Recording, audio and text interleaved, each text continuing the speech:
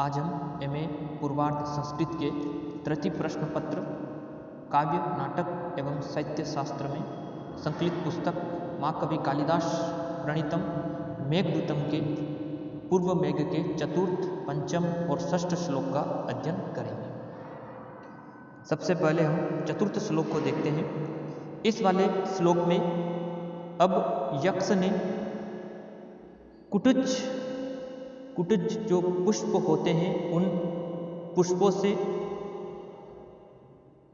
अर्घ्य सामग्री तैयार कर किस तरह से उस मेघ की पूजा की, उन्हीं भावों का उल्लेख महाकवि कालिदास के द्वारा इस उक्त श्लोक में किया गया है।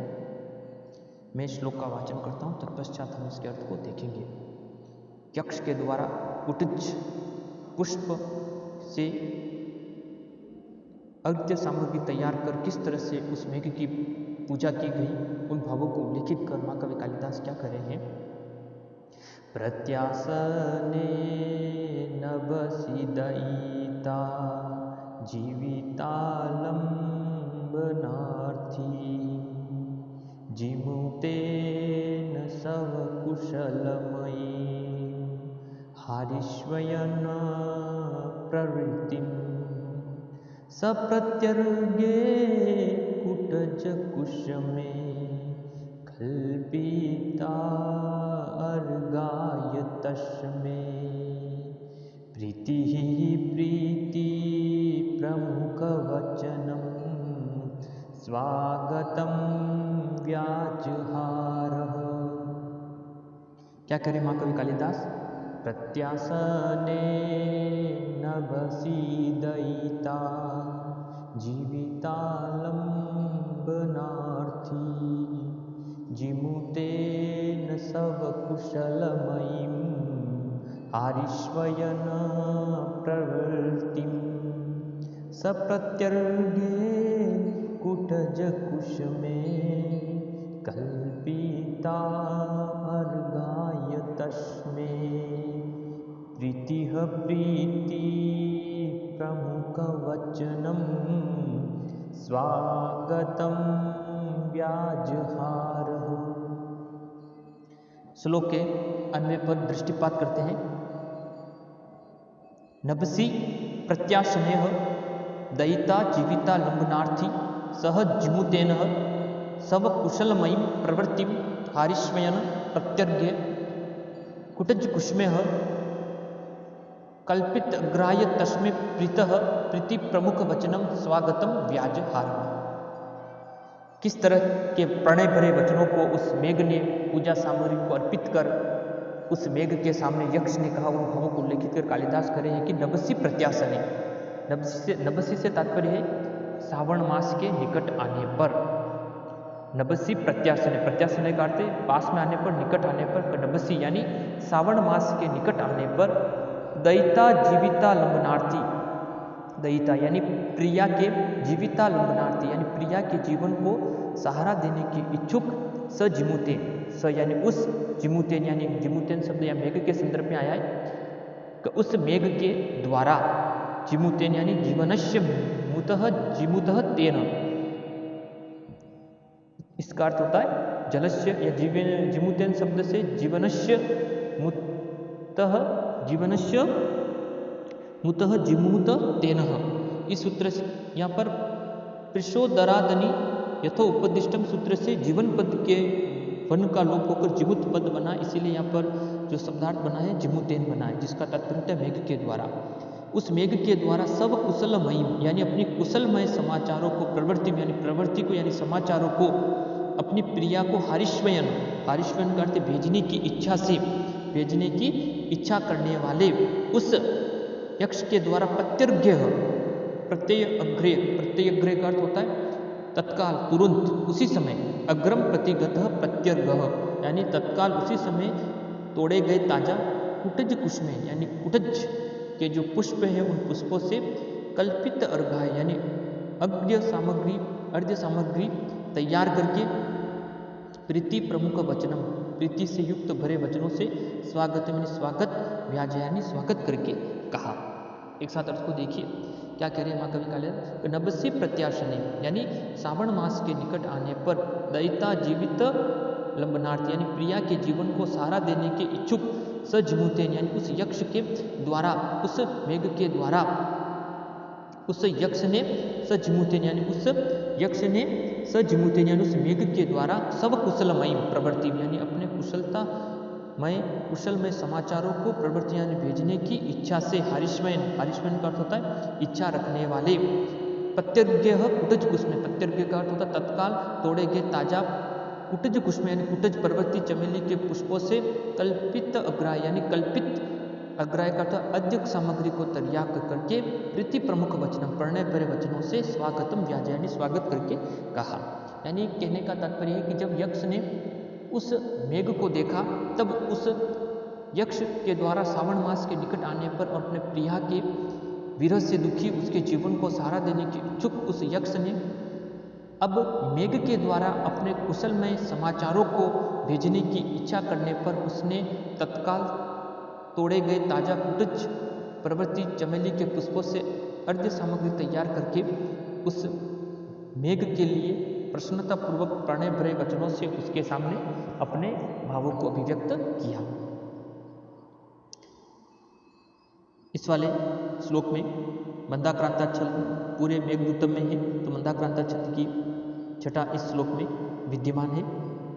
यहाँ पर यक्ष के द्वारा अब अपने संदेश प्रेषण के लिए उस मेघ को उचित संदेशवाहक मानकर यक्ष उसका उचित प्रकार से आतिथ्य सत्कार करके अपने प्रणय संदेश को भेजने के लिए प्रसन्नतापूर्वक वचनों को उसके सामने उद्घाटित करता है। धन्यवाद। नमो नमः भवतां सर्वेषां हार्दं स्वागतम। आज हम एमए पूर्वार्ध संस्कृत के तृतीय प्रश्न पत्र काव्य नाटक एवं साहित्य शास्त्र में संकलित पुस्तक महाकवि कालिदास प्रणीतम मेघदूतम के पूर्व मेघ के पंचम श्लोक का अध्ययन करेंगे। इस वाले श्लोक में अब यक्ष के द्वारा मेघ को संदेश भेजने के कारण को उल्लेखित कर कवि बता रहे हैं कालिदास जी कि किस कारण से यक्ष ने मेघ को संदेश भेजने के लिए अपना संदेशवाहक चुना। उन कारण को उल्लेखित कर महाकवि कालिदास क्या कर रहे हैं, मैं श्लोक का वाचन करता हूँ, तत्पश्चात हम इसके अर्थ को देखेंगे। भावों को उल्लेखित कर कालिदास क्या कह रहे हैं? कालिदास के भावों को उल्लेखित कर क्या कह रहे हैं? धूम ज्योतिः सलिल मरुता शनिपातः क्व मेघः संदेशार्था कव पटुकर्णेः प्राणिभिः प्रापणया इत्योत्सुक्याद् अपरिगणयन् गुह्यकास्तं ययाचते कामर्था हि प्रकृतिकृपणाश् चेतना अचेतनेषु। यक्ष के मेघ के कारणों को, मेघ को संदेश भेजने के कारणों को उल्लेखित कर कालिदास जी क्या कर रहे हैं? धूम ज्योतिः सलिल मरुता सन्निपातः क्व मेघः संदेशार्था कव पटुकर्णे प्राणिभिः प्रापणीया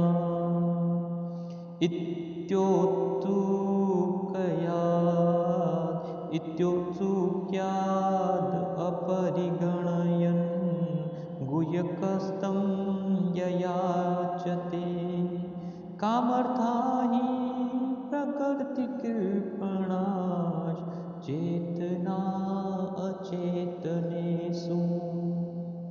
परीक्षा उपयोगी श्लोक है, परीक्षा में इसकी व्याख्या पूछी जाती है।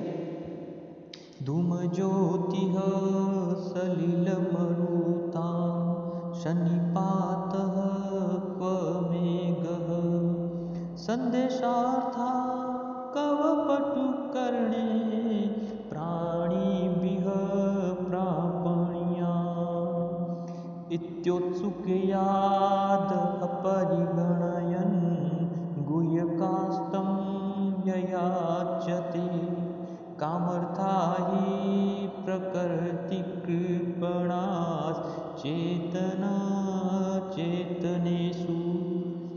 श्लोक का अन्वय इस तरह से होगा। धूम ज्योति सलिल मरुता सन्निपात मेघक्व पटुकर्ण्य प्राणिभ्य प्रापणीया संदेशार्थ कव इति उत्सुक्याद अपरिगयण गुह्यकम तम ययाचते ही कामर्ता चेतना अचेतनेषु प्रकृति कृपणा भवन्ति।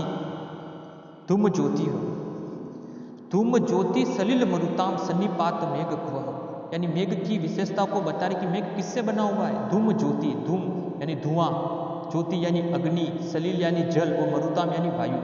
यानी माँ कवि कालिदास कह रहे हैं कि जो मेघ है वो इन चारों का सम्मिश्रण है। किन किन का? धूम ज्योति सलिल मरुताम। धूम धुआं, ज्योति यानी अग्नि, सलिल यानी जल और मरुताम यानी वायु का सम्मिश्रण है। इसलिए कवि कह रहा है कि धूम ज्योति सलिल मरुताम सन्निपात मेघक्व, यानी धूम ज्योति, धूम अग्नि जल और वायु का मिश्रण, सन्निपात यानी जो मिश्रण है वो मिश्रण, सन्निपात मेघक्व यानी कहाँ? धूम अग्नि जल और वायु का सम्मिश्रण मेघ कहाँ? और फिर करे हैं पटुकर्ण्य प्राणिभ्यः प्रापणीयः संदेशार्थ क्व, और कहाँ? पटुकर्ण्य। पटुकर्ण्य का होता है जिसकी इंद्रियां समर्थ इंद्रियों के द्वारा, यानी जो हमारी जो इंद्रियों के समर्थ इंद्रियों से युक्त प्राणी भी, यानी प्राणियों के द्वारा प्रापणीय यानी भेजे जाने वाले योग्य।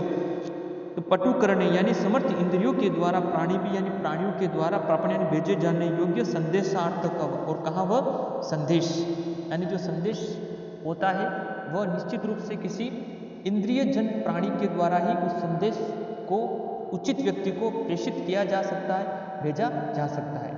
इसलिए कवि आगे कह रहा है इति उत्सुक्यात अपरिगणय गुह्यकम तम ययाचते। इति उत्सुक्यात अपरिगणय, कवि कह रहा है कि उत्सुक्यात यानी इस की उत्कंठा के कारण, उत्सुक्यात उत्कंठता के कारण, अपरिगणय यानी विचार न करके, गुह्यकम का अर्थ होता है यक्ष ने तम ययाचते यानी उस मेघ से याचना की। यानी इति उत्सुक यानी इस उत्कंठा का अपरिगणय विचार नहीं करते हुए गुह्यकम तम ययाचे यानी उस यक्ष के द्वारा उस मेघ के सामने याचना की। फिर कवि कारण बता रहा है कि किस तरह से की, क्योंकि ही कामार्ता चेतन अचेतनेषु प्रकृति कृपणा भवन्ति, यानी कहने का तात्पर्य यह है कि कामर्ता यानी काम से पीड़ित व्यक्ति, यानी किसी के विरह से युक्त व्यक्ति, चेतना अचेतनेषु चेतन और जड़ के विषय में प्रकृति कृपणा यानी स्वभाव से क्या होते? विवेक शून्य प्रतीत होते हैं। यानी चेतन अचेतन से कहने का तात्पर्य है, एक साथ श्लोक अर्थ को देखिए एक बार, कि धूम ज्योति सलिल मरुताम सन्निपात मेघक्व। धूम यानी कहाँ? तो धूम ज्योति जल और वायु का सम्मिश्रण, कहाँ? तो वह मेघ, और पटुकर्ण्य प्राणिभ्यः प्रापणीय संदेशार्थ, और कहाँ? समर्थ इंद्रियों के द्वारा, प्राणी जनों के द्वारा संदेश ले जाए जाने योग्य, कहाँ? वह वस्तु। इति उत्सुक यानी इस उत्कंठा का अपरिग्रहण गुह्यकम तय, इस की उत्कंठा का विचार करते हुए उस यक्ष ने उस मेघ के सामने कहा ही कामर्ता, क्योंकि विरह काम से पीड़ित व्यक्ति चेतन अचेतनेषु यानी चेतन और अचेतन प्रकृति कृपणा यानी चेतन और अचेतन यानी जड़ व्यक्तियों के विषय में स्वभाव से क्या होते? विवेक शून्य प्रतीत होते हैं। यहाँ पर महाकवि कालिदास के कहने का तात्पर्य है कि मेघ जो होता है वह धूम अग्नि जल और वायु का सम्मिश्रण होता है, और जो मेघ है वह क्या है? एक अचेतन वस्तु है। और दूसरा, जो संदेश किसी व्यक्ति को भेजा जा सकता है तो वह व्यक्ति सजीव होना चाहिए, वह चेतन होना चाहिए, समर्थ इंद्रियों प्राणियों के द्वारा ही वह संदेश का प्रेषण अगले व्यक्ति के पास भेजा जा सकता है। इस उत्कंठा का विचार किए बिना ही उस यक्ष ने उस मेघ से याचना की, क्योंकि सामान्य से विशेष का समर्थन कर कवि कह रहा है कि क्योंकि जो व्यक्ति विरह से काम से पीड़ित व्यक्ति होते हैं वह चेतन और अचेतन के विषय में स्वभाव से विवेक शून्य प्रतीत होते हैं। यानी विरह से व्यक्ति विशेष यह नहीं देखता है कि सामने कोई सजीव है या निर्जीव वस्तु विशेष है, उसको तो सिर्फ अपनी विरह वेदना से इतना पीड़ित हो जाता है कि वह व्यक्ति विवेक शून्य से प्रतीत होने लगता है। विवेक शून्यता को उसमें स्वभाव से वो विवेक शून्य प्रतीत होने लगते हैं। यानी जब व्यक्ति अपना विरह में युक्त होता है तो वो अपना विवेक खो बैठता है और उन्हें जड़ चेतन में भेद प्रतीत नहीं होता है।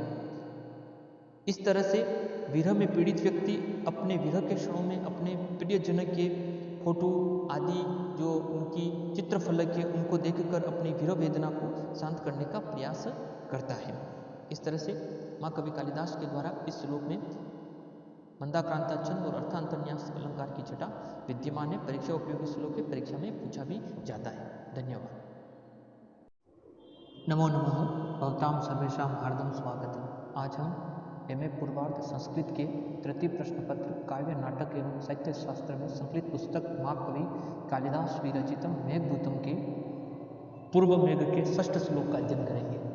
इस वाले श्लोक में मेघ को प्रिया के पास संदेश भेजने के लिए यक्ष ने उसको क्यों चुना, उन कारणों को उल्लेखित कर कवि क्या कह रहे हैं, उन्हीं भावों का उल्लेख महाकवि कालिदास ने उस उक्त श्लोक में किया है।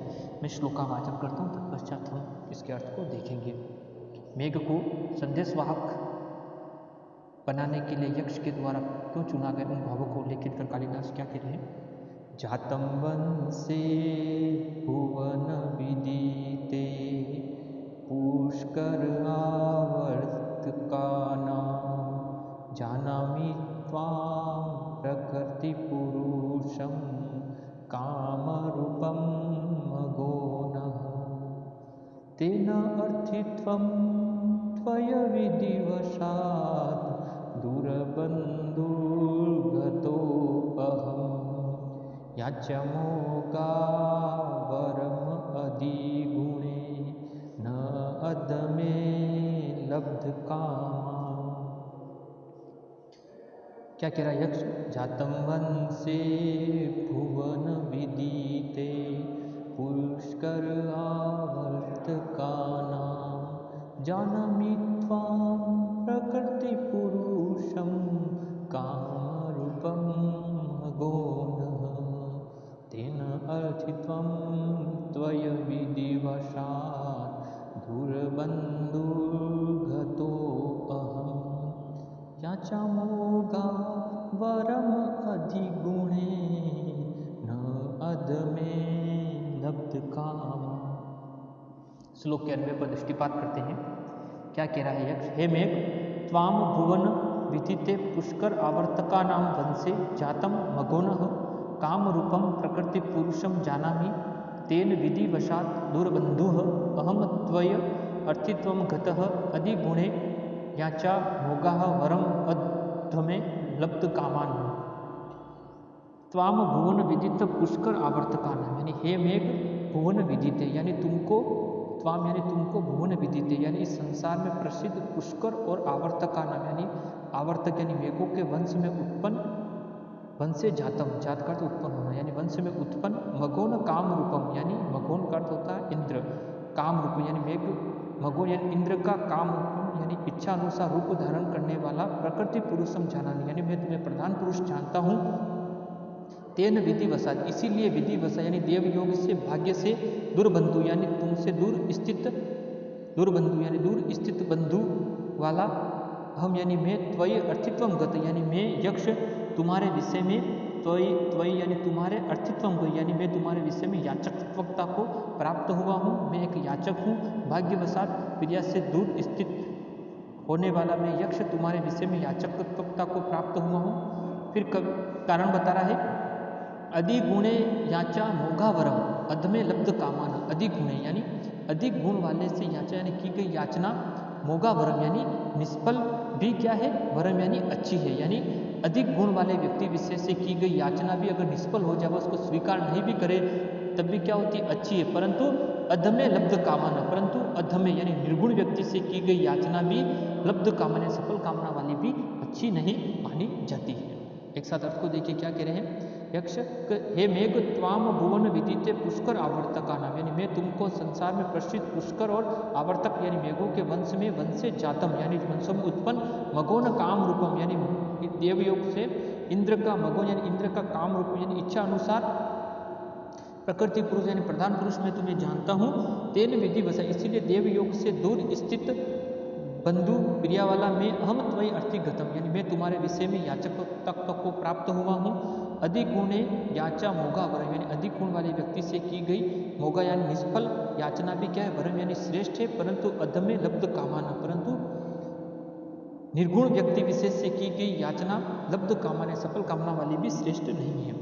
यानी यहाँ पर यक्ष के कहने का तात्पर्य है कि उसने मेघ को ही अपना संदेश प्रेषण के लिए क्यों चुना, तो वह कहता है कि मैं तुमको प्रसिद्ध पुष्कर और आवर्तक के वंश में उत्पन्न, मैं तुम्हें मानता हूँ, तुम्हारा जन्म हुआ है और तुम इंद्र का इच्छा अनुसार रूप वाला हो, तुम इंद्र का इच्छा अनुसार रूप धारण करने वाला भी मैं तुम्हें प्रधान पुरुष मानता हूँ, इसीलिए भाग्यवशात मैं देव योग से प्रिया से दूर स्थित तुम्हारे विषय में याचकता को प्राप्त हुआ। कहने का तात्पर्य मैं प्रिया से युक्त हूँ, दूर हूँ, उसके विरह से युक्त हो रहा हूँ और तुम मेरे संदेश प्रेषण को ले जा सकते हो, तुम मेरी याचना को पूर्ण कर सकते हो, इसलिए मैं एक याचकत्व हुआ हूँ। फिर कारण बता रहा है कि अधिक गुण वाले व्यक्ति विशेष से की गई निष्फल याचना भी क्या होती है, सफल मानी जाती है, अच्छी है, परंतु अगर निर्गुण से कोई याचना की जाए तो सफल कामना वाली भी अच्छी नहीं होती। यानी व्यक्ति विशेष से अगर ऐसे व्यक्ति विशेष जो अधिक गुण वाला है, श्रेष्ठता को लिए हुए हैं, ऐसे व्यक्ति विशेष से की गई याचना सफल भी नहीं होती है, तब भी क्या है, वह श्रेष्ठ है, परंतु अगर निर्गुण व्यक्ति से की गई याचना सफल कामना वाला भी श्रेष्ठ नहीं मानी जाती है। यहाँ पर चतुर्थ चरण में सामान्य अर्थ से अर्थित्व गमन रूप विशेष का समर्थन होने से अंतर्न्यास अलंकार की छठा और साथ में मंदाक्रांताक्षर इस श्लोक में विद्यमान है। धन्यवाद।